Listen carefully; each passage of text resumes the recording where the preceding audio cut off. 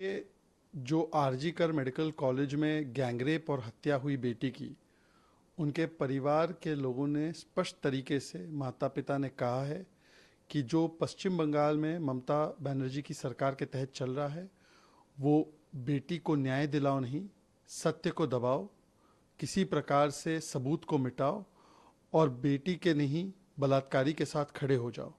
और आज इसीलिए सवाल ये बनता है कि ममता बनर्जी कब इस्तीफा देंगी। परंतु इस्तीफा देने के बदले हम देख रहे हैं कि ममता बनर्जी की सरकार लगातार जो भी इस पर आवाज़ उठा रहा है, कोलकाता पुलिस उसे नोटिस दे रही है, धमकी दे रही है। ममता बनर्जी की तरफ से डॉक्टर्स का ट्रांसफ़र ऑर्डर आया, फिर वो ट्रांसफ़र ऑर्डर रुक गया। उसके बाद हमने देखा है कि डॉक्टर्स को पुलिस समन कर रही है। यहाँ तक कि ममता बनर्जी के सांसद सुखेंदु रॉय ने, क्योंकि प्रिंसिपल पर और कमिश्नर पर इन्वेस्टिगेशन को लेकर सवाल उठाए, तो उनको भी समन कर दिया गया। शांतनु सेन नाम के इनके एक पूर्व सांसद को प्रवक्ता पद से हटा दिया गया क्योंकि उन्होंने सवाल उठाए। ये दिखाता है कि ममता बनर्जी दीदी नहीं, ये ईदी अमीन की तरह काम कर रही है। और टीएमसी का मतलब तानाशाही मानसिकता और कल्चर बन चुका है। किस लिए? बलात्कारियों को बचाने के लिए इस प्रकार की तानाशाही रवैये का और इस प्रकार से आवाज़ दबाने का काम किया जा रहा है। और जो पेरेंट्स ने कहा है कि जिस प्रकार से किसी भी डिपार्टमेंट ने सहयोग नहीं दिया, इंक्वायरी में बाधा बनने का काम सरकार ने किया, और जिस प्रकार से क्रेमेटोरियम में जो बेटी का शव था उसको जल्दी से जल्दी डिस्पोज करने की चेष्टा की गई, इससे साफ साबित होता है कि एविडेंस डिस्ट्रॉय करने में और कवर अप करने में एक इंस्टीट्यूशनल और सिस्टमैटिक अप्रोच अपनाया गया सरकार के द्वारा। हाई कोर्ट ने भी सरकार को फटकार लगाई है। अब सुप्रीम कोर्ट भी सुओ मोटो कॉग्निजेंस ले रहा है। इसके बाद ममता बनर्जी को अपने पद पर बने रहने का कोई अधिकार नहीं। पर सवाल ये बनता है, राहुल गांधी, प्रियंका वाड्रा, इंडिया अलायंस के तमाम नेता अब भी चुप है। ना वो पीड़िता के परिवार के पास जा रहे हैं, ना वो इस्तीफा मांग रहे हैं। सुप्रीम कोर्ट का इस मामले में दखल देना ये साफ संकेत है कि हाई कोर्ट के बाद अब सुप्रीम कोर्ट को भी पश्चिम बंगाल की सरकार और उसकी कारगुजारियों पर, उसके वे ऑफ फंक्शनिंग पर कोई भरोसा नहीं बचा। हाई कोर्ट ने कहा था absolute failure of state machinery. High court ने फटकार लगाई थी कि किस प्रकार से इस पूरे मामले को जब प्रिंसिपल दबाने की कोशिश कर रहे थे तो ऐसे प्रिंसिपल को आपने प्रमोट किया। हाई कोर्ट ने पुलिस के रोल पर बहुत संदिग्धता उठाई।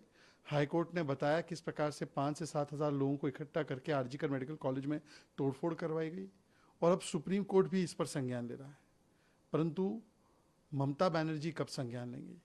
वो अपनी ही सरकार के खिलाफ, अपनी ही पुलिस के खिलाफ धरने पर उतरने का ड्रामा कर रही हैं। आज धरने पर उतरने का ड्रामा नहीं, आज इस्तीफा देना है। और इस्तीफा देकर बताना है कि अपराधियों को बचाने की कोशिश क्यों की गई। पर दुख की बात है कि इंडिया अलायंस के कोई भी नेतागण, राहुल गांधी से लेकर प्रियंका वाड्रा, खड़गे जी, प्रियंका चतुर्वेदी, कोई भी इस बड़ी डेवलपमेंट के बाद, जिसमें माता पिताओं ने भी बोला है और जिसमें सुप्रीम कोर्ट ने भी संज्ञान लिया है, जिसमें डॉक्टर्स को प्रताड़ित किया जा रहा है उनकी आवाज़ उठाने के लिए, उस पर एक शब्द नहीं बोल पा रहे। टीएमसी का मतलब ही तानाशाही मुझे चाहिए है, तानाशाही मानसिकता और कल्चर है। और ये तानाशाही मानसिकता और कल्चर प्रथम दिवस से हम देख रहे हैं। क्योंकि बलात्कारी बचाना है तो पहले एविडेंस मिटाना है, अपराधियों को साथ देना है, और जो भी न्याय के लिए आवाज़ उठाए उनकी आवाज़ को दबाना है। 43 डॉक्टर्स को ट्रांसफ़र करने का तालिबानी फतवा जारी हुआ, उस पर रोक लगानी पड़ी। फिर उसके बाद चाहे शांतनु सेन हो, चाहे सुखेंदु रॉय हो, उन्होंने अपनी ही पार्टी के खिलाफ आवाज़ उठाई तो उनके खिलाफ एक्शन हो गया। हमने देखा है कि आम नागरिक जो सोशल मीडिया पे लिख रहे हैं, कोलकाता पुलिस जो 5,000 7,000 गुंडों को रोक नहीं पाई आरजी कर मेडिकल कॉलेज में, जो एक फुटबॉल मैच नहीं करवा पा रही है पश्चिम बंगाल में, वो जाकर इनको नोटिस दे रही है और बोल रही है कि आप नोटिस का जवाब दीजिए, वरना आपका अकाउंट बंद कर दिया जाएगा, आपको जेल में डाल दिया जाएगा। ये जब फुटबॉल मैच कैंसिल किया जाता है, इसका मतलब क्या है कि कोलकाता पुलिस, बंगाल की पुलिस एक स्टेडियम को सुरक्षित नहीं रख पा रही है। अगर स्टेडियम सुरक्षित नहीं रख पा रहे हो तो पश्चिम बंगाल को कैसे सुरक्षित रखोगे? लॉ एंड ऑर्डर फेलियर का तो ये जीता जागता सबूत है। पर ये लॉ एंड ऑर्डर फेलियर ही नहीं है, ये ममता बनर्जी की तानाशाही मानसिकता का परिचय है। वो नहीं चाहती थी कि पश्चिम बंगाल में इतने बड़े पैमाने पे जो फुटबॉल मैच हो रहा है, जिसके टिकट सोल्ड आउट थे, वहाँ पर फैंस आते और फैंस प्लेकार्ड से, प्रोटेस्ट से सवाल पूछते ममता बनर्जी से इस केस में, तो वो नहीं चाहती थी कि पूरी दुनिया को पता चले। तो जैसे दुनिया के तानाशाह इंदिरा गांधी, हिटलर, ईदी अमीन पेश आते हैं, वैसे ममता दीदी पेश आ रही थी और उन्होंने कैंसिल ही करवा दिया मैच को।